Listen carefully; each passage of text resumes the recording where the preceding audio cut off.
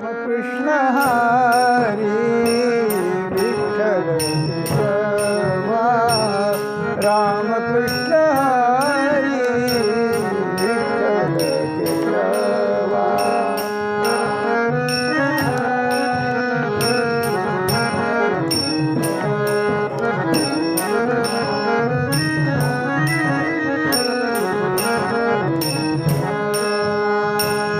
राम कृष्ण हरी विठ्ठल केशवा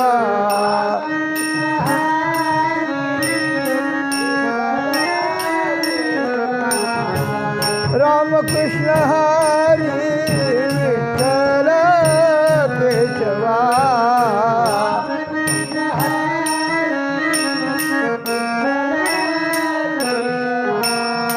राम कृष्ण हरी विठ्ठल केशवा राम कृष्ण हरी विठ्ठल केशवा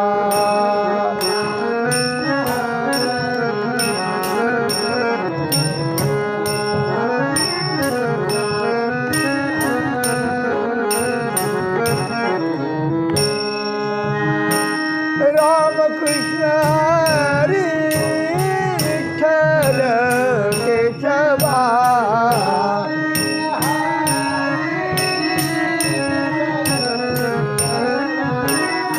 राम कृष्ण हरी विठ्ठल केशवा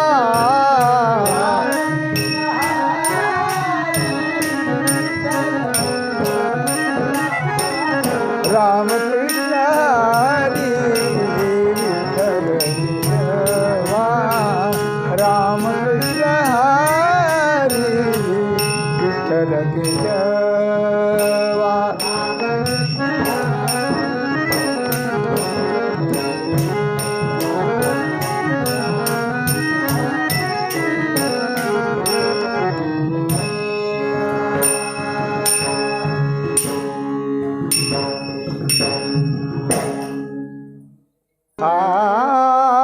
भोवंडी सरिसे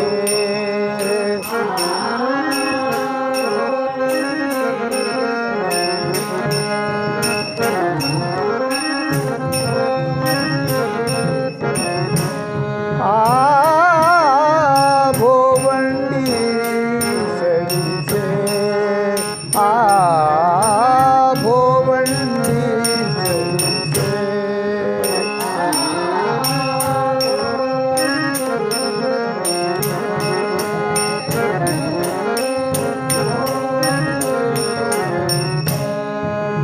अवघे भोवतची दिसे अवघे भोवतची दिसे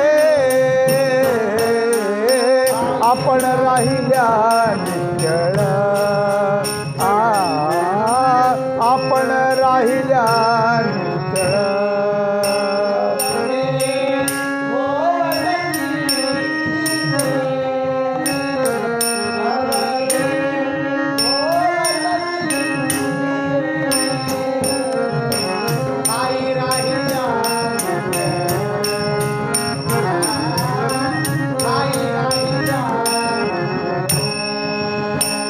अवघे अचळी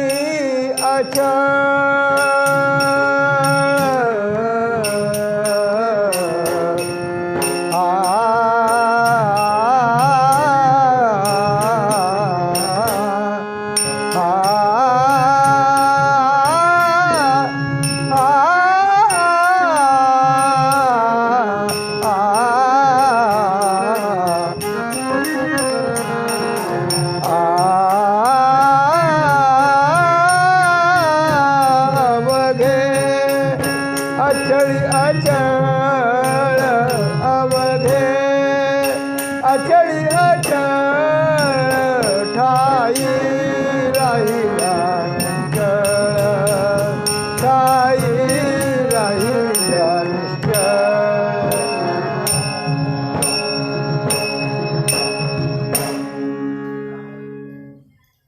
सेवे लागी सेवक झालो तुमच्या लागलो निज चरणा अहो स्वामी तुकया देवा यावरी न करावा अवेर. सहज लिळे उदकी वह्या तुम्ही रक्षिलिया निजसत्ते. अहो स्वामी तुकया देवा यावरी न करावा अवेर. निळामणी धराल हाती तरी द्याल मती निरुपमा. अहो स्वामी तुकया देवा यावरी न करावा अवेर. भोवंडी सरिसे भोवंडी सरिसे अवघे भोवतची दिसे. ठाई राहिल्या निश्चळ ठाई राहिल्या निश्चळ अवघे अचळी अचळ.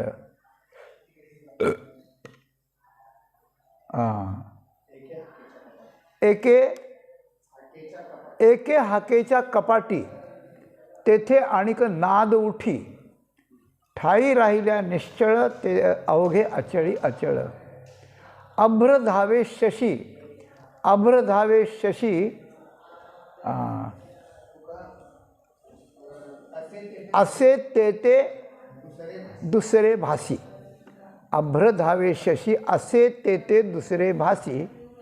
आपण राहिल्या निश्चळ ठाई अचळी अचळ.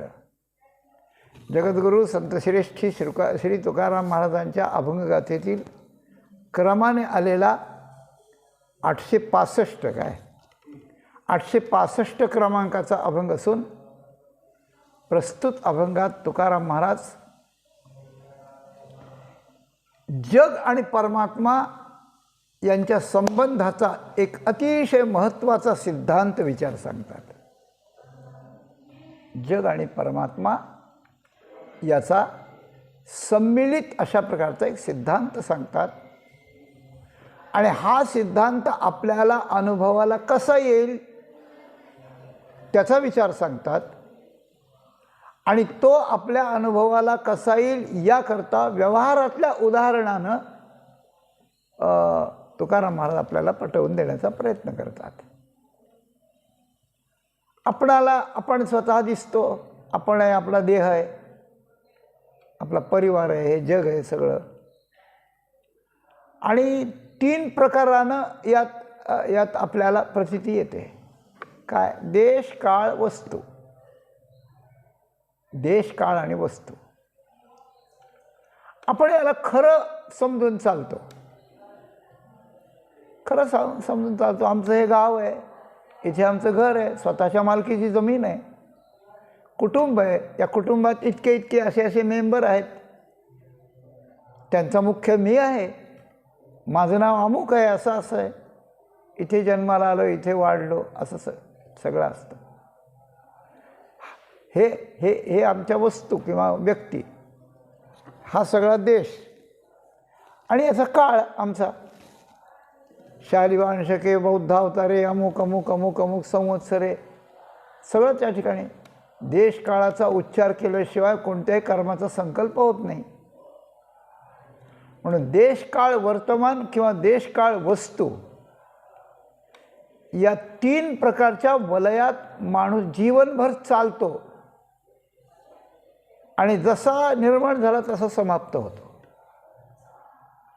आणि शास्त्रकारांचा असा दावा आहे की हे सगळं मिथ्या आहे, सगळं खोटं आहे, हे काहीच नाही. याचं देशकाळ वस्तू भेद मावळला आत्मा निर्वाळला विश्वाकार. आपल्याला सत्य भासावं, आपण त्यात राहावं, आपण त्यात वागावं, सत्य मानून तर चालविती व्यवहार सत्य म्हणून आपण वागावं.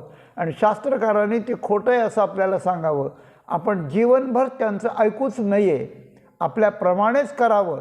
आणि आपला शेवट काय होतो, आपला मध्य काय होतो तेही आपल्याला कळू नये. याचं कुठंतरी याला काहीतरी वेगळा अशा प्रकारचं वळण मिळालं पाहिजे. हे वळण मिळण्याकरता आपण शास्त्रकारांच्या म्हणण्याचा विचार केला पाहिजे. आपलाच विचार बरोबर आहे, आपलाच विचार बरोबर आहे म्हणून लोकांच्या पुढे तुणतुणं वाजविणारे लोक विद्वान असले, काही शिकलेले असले, काही त्यांना कळत असलं तरी अशा माणसाची कधीच प्रगती होत नसते. आपलं जे आहे ते जरूर मांडावं, पण कोणी सांगितलं तर. आणि दुसऱ्याचं आहे ते जरूर ऐकावं आपल्या इच्छेने. आपल्या इच्छेने ऐकावं की आपण विद्वान आहात, काही आम्हाला सांगा, काही ज्ञानाच्या गोष्टी. आमचं जीवन काय आहे, मानवी जीवन काय आहे, ही सृष्टी काय आहे, परमेश्वर काय आहे, जरा बोला आमच्याशी, अशी गोष्ट आहे. माणसं असं कधीच कोणाला विचारत नाही. कुठे प्रवचन कीर्तन असलं तर जाऊन बसतात, ऐकतात. ऐकणाराला किती कळलंय ते पाहणाराला कळत नाही, त्याची त्याला पण कळत नाही, अशी गोष्ट आहे. म्हणून ही प्रवचन पद्धतीपेक्षा कधी कधी पाठ पद्धती चांगली असते. तुम्हाला काय कळलंय सांगा यातलं, किंवा काल काय झालं ते आज बोला. किंवा आपल्याला शंका आली तर आपण म्हणायचं महाराज नाही, हे आम्हाला पटत नाही, ती शंका आहे. अशी विचाराची, सिद्धांताची, प्रक्रियांची आणि अशी देवाणघेवाण त्या ठिकाणी होत गेली तर आपल्या कळण्यात फरक पडत जातो. आणि कळणं बदलत गेलं की वागणं बदलतं, आणि कळणं वागणं बदललं की मनुष्याच्या जीवनाची क्रांती होते, अशी गोष्ट आहे. म्हणून गंमत आहे की आपलं जे आहे ते आपलं आपल्याजवळ राहू द्यावं. कोणी विचारलं तर जरूर सांगावं. किंवा एखादा आपल्यातला असेल आणि तो चुकीच्या मार्गाने चालला असेल, आपल्याला बरोबर असेल तर त्याला सांगून पाहायला हरकत नाही, आग्रह न धरता पाहायला हरकत नाही. पण आपलं सांगण्यापेक्षा दुसऱ्याचं ऐकत जावं, त्याला शंका विचारित जावी. आणि असं जर त्या ठिकाणी झालं तर आपल्याला एक शास्त्रदृष्टी येते. शास्त्रात काय सांगितलं आहे, ग्रंथात काय सांगितलं आहे, अनुभवी लोक काय बोलतात, मोठ्या मोठ्या माणसाची चर्चा काय होते, विद्यार्थी गुरुजी एकमेकाशी काय बोलतात. आपण वयाने मोठे असू, आपण एखाद्या क्षेत्रात एक्सपर्ट असू, पण दुसरे क्षेत्र आपल्याला त्याच्यात आपण अनभिज्ञच आहोत ना, ते आपण बघत जावेत. आणि असं करता करता शास्त्राकडे आपण जर पाहायला लागलो, शास्त्रज्ञाकडे पाहायला लागलो, मग ते काय नाही, शास्त्रज्ञानी शिवे टेकून नाही देती, असं मौलीने म्हटलं आहे. तमोगुणी माणसाचं लक्षण आहे की शास्त्रज्ञ लोकांना ते आपल्या शिव्यावर टेकू देत नाहीत, आपल्या बॉर्डरवर येऊ देत नाहीत. आणि ते बोलायला लागले तर आपल्या कानाच्या शिवेपर्यंत येऊ देत नाही, आणि कानावर पडलं तरी मनाच्या शिवेला शिवू देत नाहीत, अशी गोष्ट आहे. आपलं तेच खरं, आपलं तेच खरं, अशानं मनुष्य खड्ड्यात जातो, अशानं मनुष्य विनाशाला पावतो.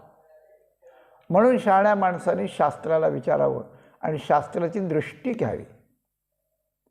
वस्तू एकच असते, पण आपण त्याला सकारात्मक पाहतो की नकारात्मक पाहतो, यावर त्या वस्तूचा आपल्यावर परिणाम अवलंबून असतो, अशी गोष्ट आहे. हिरा आहे पण नकारात्मक पाहिला, गारगुट एक पाहिलं, दगड पाहिलं, फेकून दिला. आणि हिरा आहे, हिरा म्हणून पाहिला तर तो 50 लाखाचा हिरा आहे. तर सकारात्मकता आणि नकारात्मकता या दृष्टीने जर आपण पाहू लागलो तर ती आपली दृष्टी न पाहता शास्त्रकारांची दृष्टी विशुद्ध असते, ऋषीमुनींची, संतांची दृष्टी शुद्ध असते. ते जे जसं आहे तसंच पाहतात, तसाच अनुभव घेताना आपल्याला तसंच सांगतात. हे त्यांच्याकडे ही दृष्टी घ्यावी. ऐका, आपल्याला आपली एक दृष्टी आहे, आपल्याला एक संतांची एक दृष्टी आहे, आपण आपली कायम आपल्या डोक्यात आहे, आणि ती घेतली आणि दोन्हींचा जर साकल्यानं एकांतात विचार करायला लागला की हे कसं ते कसं, हे कसं ते कसं, पहिल्यांनी नाही पटणार. पण आपला शास्त्रावर विश्वास आहे, शास्त्रज्ञावर आपली श्रद्धा आहे, ते खोटं बोलणार नाहीत आणि ते भ्रमत नाहीत. मग आपलंच कुठंतरी चुकतंय काय हा प्रश्न येतो, हळूच उगवतो प्रश्न त्याच्यातून. आणि मग आपण तुलना करायला लागतो. मग काही त्यांना विचारून किंवा त्यांना आपण त्यांच्याविषयी पॉझिटिव्ह राहून एकांतात विचार करता करता करता आपल्या दृष्टीतला आणि त्यांच्या दृष्टीतला फरक आपल्याला कळू लागतो. आणि तो फरक कळल्यानंतर आपलं चुकीचं आहे आपल्याला असं वाटून आपली दृष्टी पुसली जाते आणि त्यांची दृष्टी हळूहळू आपल्याला यायला लागते. आणि त्यांची दृष्टी घेऊन, म्हणजे दृष्टिकोन घेऊन जर आपण त्या देशकाळ वस्तुरूप असलेल्या जगताकडे या सगळ्या सृष्टीकडे जर त्या ठिकाणी पाहू लागलो तर आपल्याला ही सृष्टी आपला दृष्टिकोन बदलल्यामुळे पार अशा प्रकारचं बदलून जाते, फार बदलून जाते. म्हणजे या सृष्टीला आपण जे पाहतो की स्वार्थी लोक आहेत, अज्ञानी लोक आहेत, अडाणी लोक आहेत, मूर्ख लोक आहेत, क्रूर लोक आहेत, तुच्छ लोक आहेत, असं जे आपण आपल्या अहंकाराच्या दृष्टीनं, स्वार्थाच्या दृष्टीनं, व्यवहाराच्या देण्याघेण्याच्या व्यवहाराच्या दृष्टीने आपण ज्या वेळेला पाहतो त्यावेळेला आपला दृष्टिकोन असा होऊन जातो. आणि शास्त्रकारांच्या म्हणण्यानं ज्या वेळेला आपली आणि हे बदलते, आपली दृष्टी बदलते, त्यावेळेला तो परमात्मा आहे, ते ब्रह्म आहे, हे एकमेवा द्वितीयम असं आहे. कुठेही काही सृष्टीत दोष नाही, दोष असला तर तो आपल्यात आहे असं आपल्याला भासायला लागतं. आणि अशा वेळेस आपण गुरूंना शरण गेलो, त्यांनी परमात्म्याचं रूप म्हणून सांगितलं, डोक्यावर हात ठेवून त्यांची शक्ती खर्चून आपल्या श्रद्धेला हे देऊन, तर त्यावेळेला आपल्याला त्याचा अनुभव येऊ लागतो. यासाठी मनुष्यानं सामान्यत्वातून तत्त्वज्ञानाकडे जाताना शास्त्राचा दृष्टिकोन घ्यावा. आणि शास्त्राचा दृष्टिकोन घेताना एक विचारधारा अशी आहे की शास्त्राची दृष्टी आपल्यात परिणत होण्याकरता आपण एक बघतो की आपल्याला दिसतं कसं, आपल्याला हे जग दिसतं, द्वैत दिसतं ना, अद्वैत नाही दिसत. स्वार्थी दिसतं ना, निस्वार्थी जग नाही दिसत. जन्म मरणवान दिसतं ना, नाशवान दिसतं ना, अविनाश नाही दिसत. आणि शास्त्रकार तर परमेश्वराचं लक्षण अविनाश आहे, एक आहे, एकच आहे, सत आहे, चित आहे, आनंद आहे सांगतात. आणि आपल्याला दिसताना जग असत दिसतं, मरणारं दिसतं, जड दिसतं, दुःखरूप दिसतं. आणि एकीकडे जगही मिथ्या आहे, दुःखरूप आहे असंही संत म्हणतात, एकीकडे जग परमात्मा आहे असंही म्हणतात. आणि आपल्यालाही एकीकडे जग नाशवान असं दिसतं, परमात्मा असं दिसत नाही.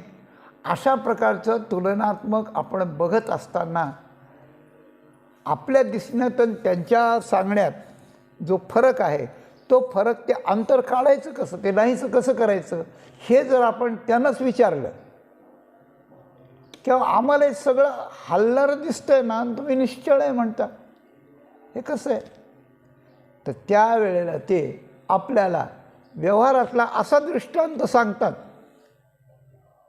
की त्यात आपल्यालाच वेगळं दिसत असतं आणि आपल्यालाच वेगळं कळत असतं.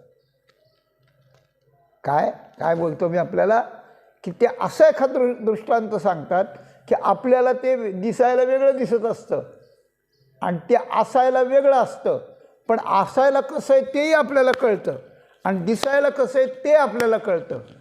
एक कालावच्छेदे करून असणं आणि दिसणं याच्या फरकाचा अनुभव एकाच वेळेला अंतःकरणात माणूस घेतो, असा व्यवहारातला दृष्टांत ते सांगतात. आणि तो जर आपल्याला पटला तर आपण पटकन म्हणतो, क्षमा करा बरं, आमचं चुकीचं आहे, तुमचंच बरोबर आहे, तुमचंच बरोबर आहे. सिद्धांत पटविण्याची पद्धत आणि सिद्धांत पटवून घेण्याची पद्धत ही जर साधकाने अवलंबिली सिद्ध पुरुषाच्या किंवा संत पुरुषाच्या पुढे, तर ते दृष्टांताने आपल्याला असं सांगतात की दिसायला एक दिसतंय आणि असायला दुसरंच अशा प्रकारचं असतंय, पण असायला कसं आहे तेही आपल्याला कळतंय, दिसत नसलं तरी. त्याप्रमाणे जगाकडे पाहताना जग मिथ्या आहे, दुःखरूप आहे, जड आहे, असत आहे, अशा प्रकारचं दिसतं आहे. पण ते त्याचं अस्तित्व अध्यस्थ अधिष्ठान रूप असतं, याप्रमाणे ते देवाच्या अस्तित्वाच्या योग्यतेचं आहे. आणि देवाचं जसं वर्णन केलं तसाच देव आहे आणि त्याच्यासारखंच हे त्या ठिकाणी आहे. परंतु आपल्याला असं दिसतंय, तर या दिसण्यातून त्यांचं जर हे मत स्वीकारलं तर आपल्याला ते कसं आहे ते कळायला लागतं. म्हणजे व्यवहारातला अगदी साधा दृष्टांत ते कोणालाही माहिती आहे असा जरी सांगितला, पण त्याचा उपयोग सिद्धांत आणि जगाचं दर्शन हा फरक काढण्याकरता जर आपण त्यांच्याकडून घेतला आणि त्या दृष्टांताच्या दृष्टीनं जर दृष्टांताचा आधार घ्यायचा, संतांची दृष्टी पक्की विश्वासात ठेवायची आणि मग आपला अनुभव संतांच्या दृष्टीवर आणि त्या दृष्टांताप्रमाणे जर वापरला तर आपल्याला या जगात परमात्मा आत्ता दिसायला लागतो. अशा प्रकारचे सुंदर सुंदर, साधे दिसायला पण सुंदर दृष्टांत तुकाराम महाराजांनी या अभंगात दिलेले आहेत आणि सिद्धांत पटविण्याचा प्रयत्न केला आहे. काय दृष्टांत काय आहे? भोवंडी सरिसे अवघे भोवतची दिसे. भोवंडी सरिसे अवघे भोवतची दिसे. आपल्याला जर भोवंडी आली, भोवंडीचे 2 प्रकार आहेत. एक चक्कर आली माणसाला, चक्कर आली म्हणजे काय? एखादा घटक शरीरात कमी पडला, शुगर लो झाली किंवा काही झालं, BP लो झाला तर माणसाला चक्कर यायला लागते. त्यावेळेस तो बघायच्या मार्गात पडत नाही, मला चक्कर आली म्हणतो. तर भोवंडी शब्दाचा दुसरा अर्थ आहे की आपण आपल्या भोवती फिरणे म्हणजे भोवंडी. भोवंडीच्या सरिसे, माऊलीचं वर्णन आहे बरं का. भोवंडी सरिसे नाही, अंगी भरलिया भवंडी, जैशा भोवत दिसती अरडी दरडी, तैसी आपुल्या कल्पना अखंडी गमती भूते, तेची कल्पना सांडूनी पाही, तरी मी भूते माझी आठाई, हे कल्पावे हे स्वप्नीही नाही कल्पावया जोगे. बरं का, स्वप्नी नाही कल्पावया जोगे. अंगी भरल्या भवंडी, तर आपल्याला एखादा शरीरातला घटक कमी झाल्यानंतर भोवंडी येते, त्याला भोवंडी म्हणतात. आणि आपण अंगाभोवती जर खूप फेऱ्या मारल्या, लहान मुलं त्याला आपल्या मराठीमध्ये गाड्या भिंगुऱ्या म्हणतात. भिंगरी जशी फिरवल्यानंतर गर फिरते ना, त्याप्रमाणे आपण आपल्या भोवती फिरायचं. लहान मुलं फिरतात आणि मग फिरल्यानंतर मग बघतात. गरगर गरगर गरगर जोरात फिरायचं. मोठी माणसं तसं करू नका, त्या काहीतरी तिसरंच होईल त्याच्यातून. पण गरगर फिरायचं आणि थांबायचं. त्यावेळेला अरडी दरडी भोवतची दिसे असं म्हटलं. अंगी भोवंडी, मग अंगात भोवंडी भरते. आपण फिरल्यानं ते फिरणं आपल्या अंगात भरतं, त्याला वेग येतो एक प्रकारचा. विज्ञानाचा हा सिद्धांत आहे, एक प्रकारचा विज्ञानाचा सिद्धांत आहे. काय होतं, समजा आपण एका गाडीत बसलो ना, गाडी फास्ट चालली, एकदम फास्ट गाडी चालली, तर गाडी चालत असते, आपण नसतो चालत. आपण तर बसलेलो असतो सीटवर. गाडी चालली की ते सीट पुढं जातं, आपणही पुढे जातो, पण आपण काहीच नसतो काही, पण आपल्याला सुद्धा वेग येत असतो. तो आलेला वेग आपल्याला कळत नसतो. हा दृष्टांत सरळच आहे आणि महाराजांनी सांगितलेला असा गोल आहे. गोल दृष्टांत, सरळ दृष्टांत. हा सरळ दृष्टांतसुद्धा असाच आहे. कसं आहे, आपल्याला वेग येतो, गाडी वेगात चालते, आपल्यालाही वेग येतो. आणि गाडीला जर एकदम ब्रेक लागला, काही पुढे नाले वाहन वगैरे एकदम ब्रेक लागला तर काय होतं, आपण असे पुढे फेकलो जातो की नाही, काचेवर डोकं आदळतं, काहीतरी होतं. हे पुढं जाणं काय, हे पुढं जाणं असंच आहे. आणि चालत्या गाडीतून माणसाने जर उडी टाकली तर काय होतं, माणूस पुढं फेकला जातो. जिथं उडी टाकली तिथं पडत नाही तो. या दोन्हींचा अनुमान, या दोन्हींचा अर्थ असा आहे की माणसाला वेग आलेला असतो आणि तो वेग थांबायची वेळ असते, त्यावेळेस तो त्याला आवरता येत नसतो. गाडीला ब्रेक असतं, आपल्याला कुठं ब्रेक असतं, म्हणून ते पुढं फेकलं जातं. तर हा आलेला वेग जसा आपल्याला कळत नाही. मी हा दृष्टांताकरता दृष्टांत सांगतोय. आपण गरगरा फिरल्यानंतर तो जो फिरण्याचा वेग आहे, तो वेग आपल्या अव्यक्त रूपानं त्या ठिकाणी भरलेला असतो. कसा, तर हा वेगानं गाडीत चालल्यानंतर वेग भरलेला असतो आणि तो आपल्याला ब्रेक लागल्यावर आपण पडतो, त्यावेळेला कळतो, आधी कळत नसतो. त्याप्रमाणे अंगी भरली या भवंडी, तो गोल घेरा आपल्यात भरलेला असतो आणि तो भरल्यानंतर आपण थांबल्यावर सुद्धा सगळे पुढचे घरं दारं झाडं डोंगर नद्या रस्ते रस्त्याने चाललेली लोक चाललेली वाहनं जे काही दृश्य आपल्या पुढे असेल ते दृश्य अशा प्रकारचं फिरायला लागतं मग मग लोक मुलं गरागरा जे फिरतात गाड्या भिंगुरे करतात ते याचे करतात त्यांच्या नंतरची गंमत त्यांना पाहायची असते की कसं फिरतंय ते तरुण आणि बालवयात असल्यावर शरीरातलं सगळं चांगलं असतं शरीरात त्रास वाटत नाही त्यांच्या पण ही गंमत दिसते म्हणून ते करतात तर ही अंगी भवंडी भवंडी भरल्यानंतर सगळं गरगर फिरतं बसतं महाराज म्हणतात भोवंडी सरीसे अवघे भोवतची दिसे भोवत म्हणजे फिरत दिसतं अशी गोष्ट आहे याच पद्धतीनं की काय आपल्याला फिरताना दिसतंय पण ते फिरत नाही हे आपल्याला कळतं का नाही आपल्याला कळतं ना की सगळं स्थिर राहिलेलं आहे पण आपण गरगरा फिरल्यामुळे दिसतंय म्हणजे फिरतंय हे आपल्या डोळ्याला दिसतंय आणि आपल्या बुद्धीला हे फिरणारं नाही हे आपल्या फिरण्याचा परिणाम त्याच्यावर आपल्याला दिसतं परिणाम आपला आहे पण दिसतोय त्याच्यावर अशा प्रकारचं आपल्याला बुद्धीला कळत असतं या दोन्ही गोष्टी कळत असतात जर आपलं फिरणं आणि या सगळ्या सृष्टीचं स्थिर राहणं ह्या दोन्ही एका वेळेला विरुद्ध गोष्टी असून दोन्ही जर आपल्याला कळल्या तर हे सगळं जग असंच जड दुःखरूप आहे असं आपल्याला दिसतं आहे पण जग तर स्थिर आहे ते परमात्मा रूप आहे हे आपल्याला कळायला लागतं आणि हे कळायला लागल्यानंतर मग याचं निराकरण काय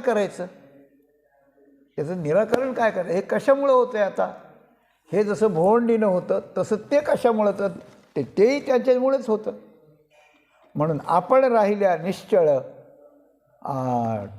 ठाई राहिल्या निश्चळ आहे अचळी अचळ मग काय करायचं काही नाही गरगरा फिरत दिसतंय कोणाला सांगायचं नाही काही नाही शांत राहायचं एका जागेवर मग त्याचं फिरणं कमी होत जातं फार झालं तर डोळे झाकायचे आपण डोळे झाकून उभं राहायचं मग त्याचं फिरणं कमी होत जातं आणि थोड्या वेळाने आपण पाहिलं की आपण जसे स्थिर आहोत तसं तेही स्थिर दिसायला लागतं हा झाला दृष्टांत ठाई राहिल्या निश्चळ आहे अचळी अचळ आता एकाच दृष्टांताच्या दोन बाजू आहेत आपण फिरलो की ते फिरतं आपण थांबलो की ते थांबतं अशी गोष्ट आहे आपण थांबलो की थांबतं जसं एखाद्या कुत्र्याचा स्वभाव असतो आपण पळायला लागलं त्याला भिवून की ते आपल्याकडे पळतं आणि आपण असं थांबलं की ते पण थांबतं अशी गोष्ट होते सगळे कुत्रे थांबत नाहीत म्हणून एवढा विश्वासही करू नका पण एक सर्वसाधारण लक्षण आहे त्याप्रमाणे फिरणं आणि थांबणं हे अशा प्रकारचं जर आहे तर यात एकाच दृष्टांताच्या या दोन बाजू आहेत पाहिल्या तर आणि पाहिलं तर आपण राहिल्या निश्चळ आहे अचळी अचळ हा सिद्धांत आहे परमात्मा अचळ आहे परमात्मा स्थिर आहे तुझं विण काही स्थिर राहे ऐसे नाही आता ही सृष्टी जरी आपल्याला शांत राहिल्यावर शांत दिसते पण मुळात ही सुद्धा शांत नाही फिरतेच आहे सतत त्याचं फिरणं चालू आहे आणि या फिरण्याच्या मागे जो सिद्धांत आहे तोही अचळ आहे काहीच होत नाही कुठे अशी गोष्ट आहे म्हणजे सिद्धांत आणि दृष्टांत एकाच्या वेगळ्या एक अशा प्रकारचे आहेत दुसरा दृष्टांत महाराजांनी त्या ठिकाणी म्हटलं की एके हाकेच्या कपाटी तेथे आणिक नाद उठी तिसऱ्या चरणात दुसरा दृष्टांत एके हाकेच्या कपाटी तेथे नाद उठी पडसाद ज्याला म्हणतात तो बरं का जैसा कडे या तळवटी जैसा आपुलाची बोलू उठी हां माऊलींनी तो दृष्टांत दिला आहे तर कडे कपार डोंगराचे कपार आहे आणि आपण गोविंद गोपाळ नारायण असं म्हटलं की नारायण नारायण नारायण नारायण नारायण नारायण नारायण नारायण असं होतं या माईकमध्ये स्पीकरमध्ये ती योजना असते ना त्याला काय म्हणतात एको म्हणतात त्याला एको की एखादं विशेष वीरश्रीचं वाक्य असलं, एखादं महत्त्वाचं वाक्य असलं, एखादं सिद्धांताचं वाक्य असलं, एखाद्या मोठ्या माणसाने बोललेलं जर ते नाटकात वगैरे दाखवायचं असलं तर त्याच्याकरता हा एक वापरतात. त्याला विशेष करून अनेक वेळा करून दाखवायचं. पण ही गोष्ट अशी की ध्वनी जो आहे तो आदळतो आणि त्याचा प्रतिध्वनी होतो, अशी गोष्ट आहे. म्हणून जसा प्रतिध्वनी आपला ध्वनी परत उमटतो तो आपल्याला ऐकू येतो, पण तो खरा नसतो, तो आपल्या ध्वनीचा प्रतिध्वनी असतो. म्हणून ऐकण्याच्या दृष्टीने प्रतिध्वनित्व जे आहे आणि पाहण्याच्या दृष्टीनं भोवंडीकडून पाहण्याच्या दृष्टीने प्रतिदृश्यत्व आपण जसं केलं आहे तसंच आपल्याला दिसणं आणि आपण जसं बोललो आहे तसंच आपल्याला ऐकू येणं, ह्या दोन्ही गोष्टी आपल्यावर अवलंबून आहेत. हा पहिला सिद्धांत आहे, आपल्यावर अवलंबून आहे. कारण स्थिर राहायचं का फिरायचं हे या झाडादगडाच्या हातात नाही आहे, ते आपल्या हातात आहे. आपण गरगर फिरलो की ते फिरणार, आपण थांबलो की ते थांबणार. त्याप्रमाणे आपल्याला सृष्टी कशी दिसावी, नारायण स्वरूप दिसावी का चंचल दिसावी, हे त्या सृष्टीच्या आकडं नाही, नारायणाकडं नाही, हे आपल्याकडे आहे. हे सिद्धांताचं बोलणं आहे, आपल्याकडे आहे. म्हणून आपण यात निश्चल राहिलं पाहिजे. आपण काय करतो आहोत तर आपण चंचल राहत आहोत. हा माझा आहे, हा दुसऱ्याचा आहे, हा माझा स्वार्थ आहे, याच्यात माझं नुकसान आहे, हे मी केलं पाहिजे, हा मी आहे, माझं याने ऐकलं पाहिजे. ज्या ज्या कल्पना डोक्यात घेऊन माणूस व्यवहार करतो त्या कल्पनेप्रमाणे सृष्टी बदलत जाते, अशी गोष्ट आहे. तेवी आपुल्या कल्पना अखंडी गमती भूते. परमात्मा एक असून अनेक दिसतो, तर आपली अनेक प्रकारची अनेकत्वाची कल्पना आहे. हे जग असे म्हणून कशी कल्पना आहे तर आपण याच्या मागे जन्म घेतलेला आहे, त्याच्या मागे जन्म घेतलेला आहे, त्याच्या मागे जन्म घेतलेला आहे. आणि प्रत्येक जन्मात आपण जन्मतो आणि मरतो, जन्मतो आणि मरतो, या योनीला जातो, त्या योनीला जातो. आणि जन्म मरण रूप हे जग आहे. माझ्यासारखे सगळे लोक जन्मतात आणि मरतात, सगळेच प्राणी जन्मतात आणि मरतात. असे संस्कार अनादिकालापासून शेकडो हजारो लक्षावधी कोट्यावधी जन्मापासून त्या ठिकाणी आलेत. म्हणून आपली कल्पना पक्की झाली आणि त्या कल्पनेनं आपण हे करतो. म्हणून तैसी आपुल्या कल्पना अखंडी गमती भूते. तर भूतमात्राचं गमणं आणि असणं हे जर परमेश्वरात विलीन करायचं असेल तर आपली कल्पना टाकून दिली पाहिजे, कल्पना टाकून दिली पाहिजे. काय झालं, शेतात नवरा बायको काम करीत होते, दुपार झाली, त्या नवऱ्याला पाणी प्यावं वाटलं, म्हणून ते मला पाणी आणतेस का, म्हणजे ठीक आहे म्हणे. शेजारी जवळपास नदी होती आणि तो झाडाखाली बसला होता. नवरा थकून बसला होता, ती गेली पाणी आणायला. पाण्याचं दुसरं काही नव्हतं, परत होती मोठी, तिने त्या परतीत पाणी आणलं आणि त्याने परत अशी तोंडाला लावली. तोंडाला लावल्यानंतर काय झाली गंमत, मानसिकतेचा परिणाम प्रत्यक्ष कसा असतो याचं हे उदाहरण आहे. आणि याच उदाहरणाने हा सिद्धांत आज सांगितला जातो. तर तो पाणी पित होता, त्या पाण्याकडे बघत होता आणि ते झाड होतं, त्या झाडावर सरडा होता एक, आणि त्या झाडावरचा सरडा इकडून इकडं सटकन गेला. त्याचं प्रतिबिंब पडलं त्या पाण्यात आणि ते पित असताना त्या पाण्यात त्याचं इकडून आलं इकडं असं गेलं, म्हणजे तोंडात गेल्यासारखं वाटलं, त्याला तोंडात गेल्यासारखं वाटलं. आणि तोंडात गेलं हे त्याला दिसल्यासारखं झालं, ते त्याने खरं मानलं आणि खरंच त्याच्या याच्यात वळवळ झालं. म्हणजे तुम्ही होते का नाही, त्याला खरं वाटलं, त्याचाच अर्थ असा, त्याच्या याच्यात वळवळ झालं. हे सायकॉलॉजी एक प्रकारची. आता परवा एक बातमी आली होती लंडनमधून का कुठून तरी, की 3 गुन्हेगार होते. गोष्टीत गोष्ट सांगतो, 3 गुन्हेगार होते. त्या तिघांनी सारखा गुन्हा केला होता आणि त्यानं शिक्षा केली की यांना साप चावून मारायचं, चाववून मारायचं, मृत्यूदंड द्यायचा. तर त्या लोकांनी एक प्रयोग केला. त्यातल्या दोघांना खरोखर ॲक्च्युअल साप चाववून मारलं. आता त्यावेळेला डोळे वगैरे बांधायचे असतात, ते बांधले होते सगळ्यांचे. खरोखरचा साप चाववून त्यांना मारलं. आणि तिसऱ्याला साप चावविलाच नाही, त्याला टाचण्या टोचल्या, नुसत्या टाचण्या टोचल्या. तर दोघं जसे मेले तसे तोही मेला, तिसराही.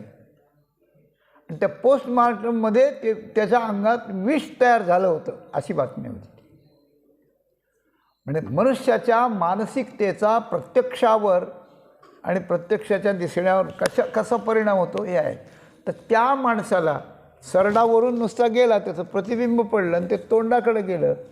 ते तोंडात त्याला गेल्यासारखं वाटलं आणि तो म्हणला, अरे बापरे, आता फार वाईट झालं. म्हणले, सरडा गिळला मी म्हणे.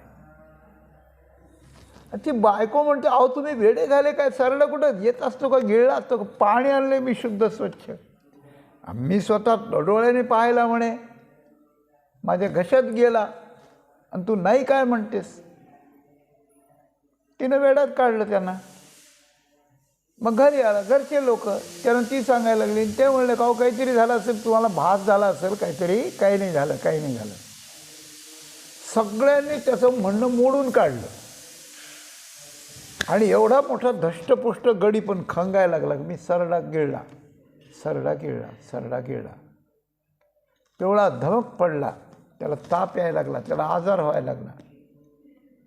मग या वैद्याला बोलावलं आणि वैद्याला बोलावून गेलेल्या माणसाने याच्या पश्चात त्याला सगळी गोष्ट सांगितली. तो म्हणा, तुम्ही मी म्हणाल तसं करा आता, तर हा जगेल, नाही तर हा जगणार नाही म्हणे, असं सांगितलं त्याने. मग काय? मग तो म्हणाला, काय भाऊ तुझं म्हणणं काय, काय झालं तुला? म्हणे, मी सरडा गिळला, मी पाहिला आणि त्यामुळे माझी तब्येत सगळी बिघडली आहे आणि सगळे म्हणतात हा गिळलाच नाही म्हणून. काय करावं आता? सगळे म्हणतात. मग त्याने नाडी दाखव, तुझी नाडी पाहिली. तर सगळ्याकडे पाहिलं त्या वैद्याने आणि सगळ्यांना म्हणलं, वेडे आहेत का हो तुम्ही? सरडा गिळलेला आहे याने, बरं, यांनी सरडा गिळलेला आहे, तो याच्या पोटात आहे, तो याचं अन्न खातोय, याला खाणं जाणत नाही आता, हा घाबरला आहे. मग काय करायचं? ऑपरेशन करायचं? नाही म्हणे, मी औषध देतो म्हणे, काही काळजी करू नका. पण याला गिळलेला आहे म्हणा. तर म्हणला, हां आता बरोबर बोलले, खूप बरोबर बोलले. म्हणजे आपल्या कल्पनेसारखं दुसरं बोललं की ते आपल्याला खूप आवडतं, ते खरं असो नाही तर खोटं असो, ही गोष्ट आहे यात. मग त्यांनी गुपचूप एका माणसाला सांगितलं, एक सरडा पकडून आणा तुम्ही, मारून आणा लगेच त्याला, सरडा पकडून आणा, त्याला मारून आणा आणि याला कळू देऊ नका तोपर्यंत, मी सांगेल तेव्हा मला माझ्या पुढे हजर करा. मग ते म्हणले, ठीक आहे, आम्ही तुला औषध देतो, त्यामुळे तुला जुलाब उलट्या होतील आणि त्यातून तो पडेल, काही काळजी करू नको, द्या म्हणा औषध, मला उपकार झाला भाऊ तुमचा. हे सगळे मला कोणी ऐकायलाच तयार नाहीत, काय करावं. त्याला ते औषध दिलं, डोळे बांधले म्हणे, ते तुला बघवायचं नाही, पुन्हा काहीतरी परिणाम होईल म्हणून डोळे बांधू दे म्हणे. मग डोळे बांधले, औषध दिलं, डोळे बांधले, ते सगळं औषधाचा परिणाम झाला आणि तो मारून आणलेला सरडा त्यात टाकला आणि मग डोळे उघडून दाखवले, हे बघ सरडा हे गिळला होता तू म्हणे. तिथून पुढे सुधारला लगेच. आपण राहिल्या निश्चळ आहे अचळी अचळ, आपल्यावरचा परिणाम तो अशा प्रकारचा आहे. त्याप्रमाणे ही आपण प्रकृतीची, जगाची, शरीराची, कुटुंबाची, ही सगळी आपण कल्पना केलेली आहे, कल्पना केलेली आहे.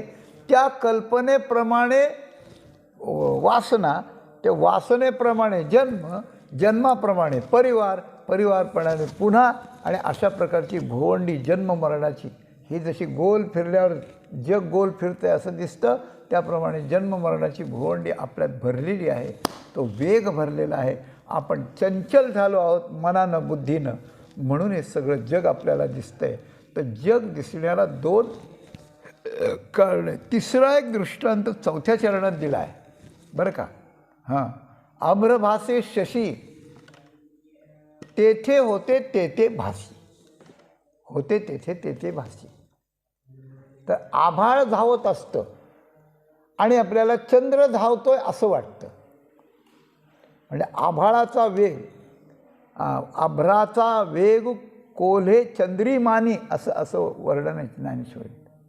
हां, आभाळ धावतं पण त्याचा वेग चंद्रावर त्या ठिकाणी दिसतो अशी गोष्ट होते.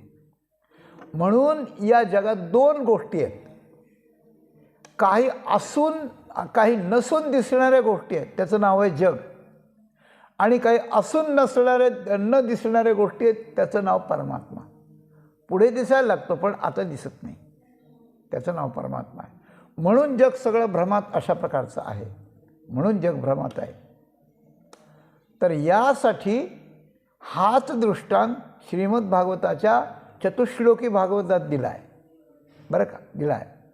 ऋतेर्थय्यत प्रतीयेत न प्रतीयेत चात्मनी तद्विद्या दात्मनो मायाम यथा भासो यथा तमः. अगदी थोडक्यात सांगायचं,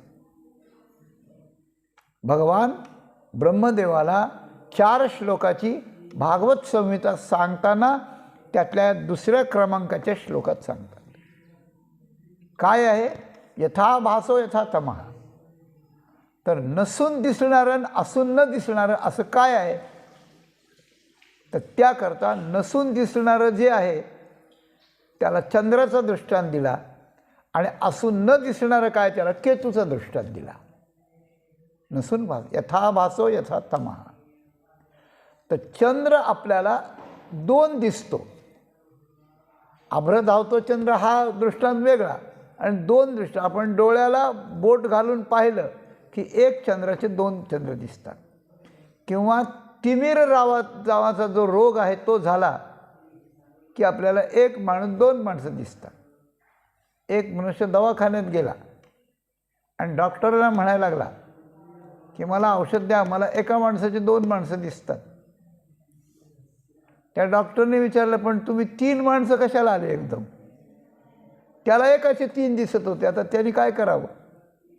विनोदाचा भाग सोडा, परंतु यथाभासो म्हणजे दुसरा चंद्र नसून त्या ठिकाणी दिसतो आणि आपल्या डोळ्याचा कवळ किंवा तिमिर ते नाहीसं झाल्यानंतर तो दोन्हींचा एक होतो. मग कोणता चंद्र कोणत्यात जातो? नाही, एकच होता, दुसरा आभास होता, दुसरा आभास होता, तो त्यात गेला. म्हणून चंद्राचा दृष्टांत नसून भासणं त्यात आहे आणि असून न दिसणं याच्याकरता केतू नावाचा जो ग्रह आहे, बाकीचे ग्रह आपल्याला दिसतात पण केतू नावाचा जो ग्रह आहे तो त्या ठिकाणी असून दिसत नाही पण तो आहे. हे जसं त्याप्रमाणे परमात्मा आपल्याला दिसत नाही असं म्हटलं. यथा भासो यथा तमः. त्याप्रमाणे चंद्राचा वेग आभाळाचा वेग चंद्रावर घातला जातो. आपलं चित्त चंचल असून हे सृष्टी आपल्याला दिसते म्हणजे भासते. अशी गोष्ट होत असल्या कारणानं ही कल्पना सांडूनी पाही. तो ज्ञानेश्वर माऊली म्हणते, अर्जुनाला भगवान म्हणतात की हे कल्पने सवे होय आणि कल्पना लोपे जाय आणि कल्पने सवय होय. तीची तीची कल्पिती प्रकृती पुरे तरी भूताभासो आधीच सरे मग स्वरूप निखळ उरे एक सरे स्वरूप माझे. हा 9व्या अध्यायात सांगितलेला दृष्टांत इथे तुकाराम महाराजांनी तो सांगितला आहे. 3 दृष्टांत दिले. एक आपला बोल प्रतिध्वनी होऊन उठतो ते दिलं. पहिल्या याच्यात भोवंडीनं सगळं फिरतं हे दिलं. आणि 4थ्या याच्यामध्ये चंद्राचा वेग, आभाळाचा वेग चंद्रावर घातला जातो. आभाळ पळतं पण चंद्र पळतो असं वाटतं. तर हे 3 दृष्टांत देऊन आपण चंचल आहेत तर जग चंचल आहे, आपण निश्चळ आहे तर जग निश्चळ आहे, म्हणजे परमात्म्यासारखं अशी गोष्ट आहे. परमात्माच आहे तो असं त्या ठिकाणी दिसतं. यावेळेला भगवंतानं अर्जुनाला एक गोष्ट सांगितली, तो सिद्धांत त्याच्या अतिशय अनुकूल आहे. पै प्रतिती बोध सागरी, तू आपण याते कल्लोळ एक करी, मग पाशी जो चराचरी तो तूच याहासी. बरं का अर्जुना, प्रतिती बोध सागरी, हे जे सगळं पसरलं आहे, निर्गुण सगुण काय जेवढं आहे तेवढं आहे तेवढं हे समुद्रासारखं आहे. पण प्रतितीच्या बोधाची प्रतिती जी असते, आता अज्ञानाची प्रतिती वेगळी आणि बोधाची प्रतिती वेगळी. तर बोधाच्या प्रतितीनं तू या संसार सागराकडं किंवा या जगत सागराकडं जेव्हा पाहायला लागशील, तर तू एक कर की हा सागर आहे आणि मी यातला एक कल्लोळ आहे, म्हणजे मी यातली एक लाट आहे असं स्वतःला समज. सागर काय असतो? पाणी असतं. लाट काय असते? पाणीच असते. त्याचाच अंश असतो ना. मग लाट जर समुद्राचा अंश आहे, तो समुद्रांशू ऐसा दिसे जयापरी, त्याप्रमाणे आपण परमात्म्याचा अंश आहोत. दिसतं न दिसतंय सगळं बाजूला ठेवा, आपण परमात्म्याचा अंश आहोत. आणि लाट जर सागराचा अंश आहे, तर तू जर या प्रतितीबोध सागरात जर एक लाट बनला, तर तू एकदम लाट बनल्याबरोबर तू समुद्रच होऊन जाशील. काय लक्षात आलं? समुद्रच होऊन जाशील. आणि त्याप्रमाणे भगवंताचा अंश समजला तर भगवंतच होऊन जाशील, प्रश्नच नाही. म्हणून प्रतितीबोध सागरात तू आपल्याला एक कल्लोळ म्हणजे लाट बनव आणि मग तू चराचरात बघायला जा. चराचरात तुला दुसरं दिसणारच नाही. तू का म्हणे जे जे भेटे ते ते वाटे मी ऐसे, अशी गोष्ट आहे. मग जया तयाकडे ब्रह्मची दिठी उघडे, किंबहुना जोडे अपार सुख. 13व्या अध्यायात गुरूंच्या कृपेनं शिष्याला अशा प्रकारचं होतं. पाहायला लागल्यानंतर परमात्म्याशिवाय दुसरं काहीच दिसत नाही. असा परमात्मा ज्या वेळेला दिसायला लागतो त्यावेळेला त्याच्यात हे जग सगळं विलीन होतं. त्याच्यात अधिष्ठानाला अध्यस्थ आणि अधिष्ठान एक होऊन जातं. डबकं आटल्यानंतर सूर्याचं बिंब नाहीसं होऊन एकच सूर्य दिसायला लागतो. त्याप्रमाणे आपली कल्पना आणि ब्रह्माच्या आश्रित असलेली मूळ अविद्या, मूळ अविद्या, आणि ही कल्पनाच अविद्या झाली आहे. बरं का, कल्पना अविद्या झालेली. कल्पना अविद्या तेणे झाला जीव, मायोपादी शिव बोली जेती, असं म्हटलं. तर ही आपली कल्पना जर आपण संपवली, म्हणजे आपण आपल्या कल्पनेला महत्त्व न दिलं, आपण शास्त्रदृष्टी घेतली आणि कल्पना बाजूला ठेवून शास्त्राच्या सिद्धांताप्रमाणेच विचार करीत आपण वागू लागलो, तर त्या वागता वागता वागता वागता कल्पना मागे जाईल आणि त्यांची दृष्टी आपल्याला येऊन आपल्याला ते दिसायला लागेल. ही सगळ्यात मुख्य गोष्ट अशा प्रकारची आहे. म्हणून कल्पना, प्रकृती कल्पित आहे आणि हेही कल्पित अशा प्रकारचं आहे. तेव्हा आपली कल्पना आपण सोडून द्यायची आहे की अभ्यासानं सोडायची आहे, ती श्रेष्ठांची सेवा करून त्यांच्या आशीर्वादानं सोडायची आहे, भगवंताची सेवा करून त्याच्या कृपेनं ती सोडायची आहे. आणि हे सोडत असताना आपण जेव्हा एखाद्या संत गुरुकडे जाऊ त्यावेळेला ज्यांची प्रकृती विलीन झाली परब्रह्मामध्ये अनुभवात, त्यांच्या कृपेनं आपली अविद्या त्या ठिकाणी जाते, अविद्या पळून जाते, अशी गोष्ट आहे. अविद्येची रात्र संपून गेली. काय तो गेला अविद्येसवे असं म्हटलं. आणि आपली कल्पना टाकली आणि आपण प्रयत्न केला की कल्पना जाते, अविद्या जाते. आणि कल्पना अविद्या या दोन्ही गेल्या की कल्पना गेली की आपलं आत्मतत्व स्पष्ट होतं, अविद्या गेली की परमेश्वर तत्व स्पष्ट होतं. आणि हे दोन्ही स्पष्ट झाल्यानंतर तेच तू आहे या तत्वमसी वाक्यानं आत्मा आणि ब्रह्म एक होतं, एक होतं. त्यावेळेला आपण वेगळे उरत नाही. त्यावेळेला सृष्टी का देश काल वर्तमान हे राहत नाही. सृष्टी आपल्याला शरीर असेपर्यंत अशी दिसत राहते, जसं आपण घरघर फिरल्यानंतर ती भोवंडी जिरेपर्यंत आपल्याला फिरत राहतं, पण आपल्याला कळत असतं फिरणारं नाही, पण फिरणारं दिसतंय आणि हे दिसणं थांबणार आहे आणि आपल्याला एकच दिसणार आहे, अशा प्रकारचं असतं. म्हणून बुद्धीच्या अनुभवानं परमात्मरूप हे जग दिसतं. आपल्या पहिल्या कल्पनेच्या संस्काराप्रमाणे शरीर असेपर्यंत सहज अवस्था प्राप्त होईपर्यंत हे जग अनेक दिसतं, पण हे नाही हे कळतं.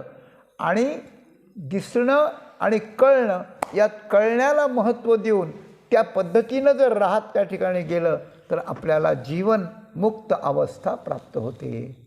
ही जीवनमुक्त अवस्था आपल्या कल्पनेला महत्त्व न देऊन बाजूला ठेवावी. संतांना शरण जावं. आपलं कोणतंही कर्म भगवंताला समर्पण करून कर्म शिल्लक राहू देऊ नये. कर्म संपवावं, वासना संपवावी, कल्पना बाजूला ठेवावी, शरण जावं. आणि असं आपण निश्चळ राहून न करी रे संग राहे रे निश्चळ लागो नेदी मळ ममतेचा या नावे अद्वैत खरे ब्रह्मज्ञान अनुभवा वाचून बडबडते असं महाराजांनी म्हटलं. तेव्हा या सबंध अभंगाचा सिद्धांत किंवा सबंध अभंगाचं तात्पर्य इतकंच अशा प्रकारचं आहे की जन्म मरण वान असलेला देहवान जीव असंच जड दुःखरूप असलेलं अनंतत्वानं नटलेल्या या जगाचा पसारा तर आपलं देहपण हे कल्पनेच्या ताब्यात गेल्यामुळे यातच असलेला परमात्मा तिरोहित झाला, म्हणजे गप्प बसला, गुप्त झाला. आणि या जगाच्या पसाऱ्याला खरं द्वैत मानल्यामुळे याच्या पलीकडे परमात्मा राहिला. तर या पद्धतीनं जर आपण गेलो तर देहाचा प्रतिबंध कल्पनेनं जाईल आणि जगाचा प्रतिबंध अविद्येनं जाईल. आणि दोन्ही प्रतिबंध गेले की भागत्याग लक्षणेनं आत्मा आणि परब्रह्म म्हणजे मी आणि परमात्मा या दोन्हींचं मिलन व्हायला हरकत नाही. आणि या मिलनालाच ब्रह्मात्मैक्य बोध अशा प्रकारचं म्हणतात. अविद्येच्या आणि कल्पनेच्या निरासानं ब्रह्मात्मैक्य बोध त्या ठिकाणी होतो. त्याकरता ह्या 3 दृष्टांतांनी महाराजांनी सांगितल्याप्रमाणे आपल्याला या पद्धतीनं आपली दृष्टी गौण ठरवून, तुच्छ ठरवून, शास्त्रदृष्टी आणि गुरूंची दृष्टी यात घेऊन कल्पना टाळावी आणि गुरूंच्या कृपेनं अविद्या बाध करावी. कल्पना अविद्येचा बाध त्या ठिकाणी झाला म्हणजे त्रिकाला बाधिक जे चिरंतन सत्य आहे तो परमात्मा आपल्यापुढे त्या ठिकाणी प्रगट होतो. आणि त्यावेळेला आपण त्याच्यातून वेगळे राहत नाहीत. अशा प्रकारचा अत्यंत गुह्यतर गुह्यतम सिद्धांत श्री तुकाराम महाराजांनी आजच्या अभंगात आपल्याला दृष्टांताने अतिशय सोपा करून सांगितलेला आहे. याचा मागोवा आपण थोडा तरी घेतला पाहिजे. मृत्यू येण्याच्या आत जर याचा मागोवा घेतला झाला तर पुढचा ट्रॅक सगळा बदलून जातं. आणि या पद्धतीनं घेता असताना जन्ममरणाभाव मोक्षाला मनुष्य प्राप्त होतो. असा मोक्ष आपला सर्वांना प्राप्त व्हावा अशी आपण इच्छा ठेवावी, प्रयत्न ठेवावा. त्याकरता खूप श्रवण करावं, त्याचं मनन चिंतन करावं आणि या पद्धतीनं या स्टेजला, या अवस्थेला येऊन आपली जीवनयात्रा आपण सफल करावी. हा जगद्गुरू तुकोबारायांचा संदेश आपल्यापुढे पोचवण्याचा यथातथा मोडका तोडका प्रयत्न करून झालेली सेवा सद्गुरूंच्या आणि प्रभूंच्या चरणी समर्पण करून आपण आपल्या वाणीला इथेच पूर्ण विराम देऊ. धन्यवाद. आपण ठाई राहिल्या निश्चळ, ठाई राहिल्या निश्चळ,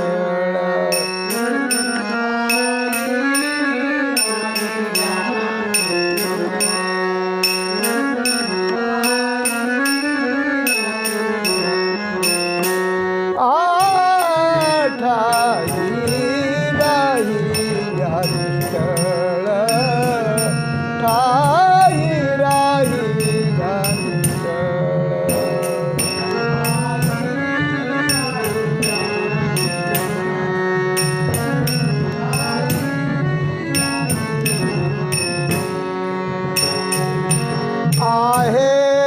निश्चळी अचळ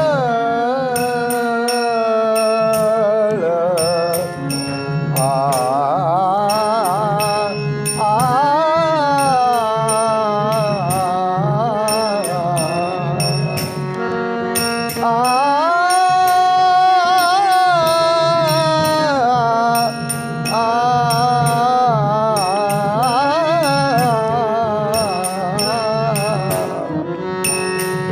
ठाई राहिल्या निश्चळ ठाई राहिल्या निश्चळ ठाई राहिल्या निश्चळ ठाई राहिल्या निश्चळ आपण राहिल्या अचळ ठाई राहिल्या अचळ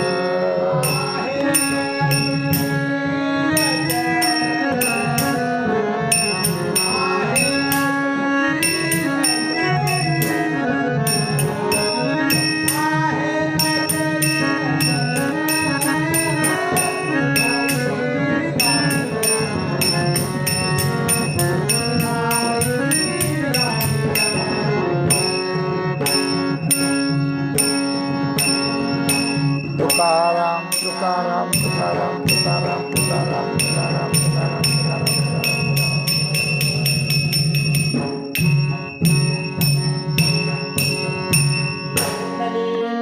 हरि विठ्ठल श्री ज्ञानदेव तुकाराम नाथ भगवान की जय. तर महाराज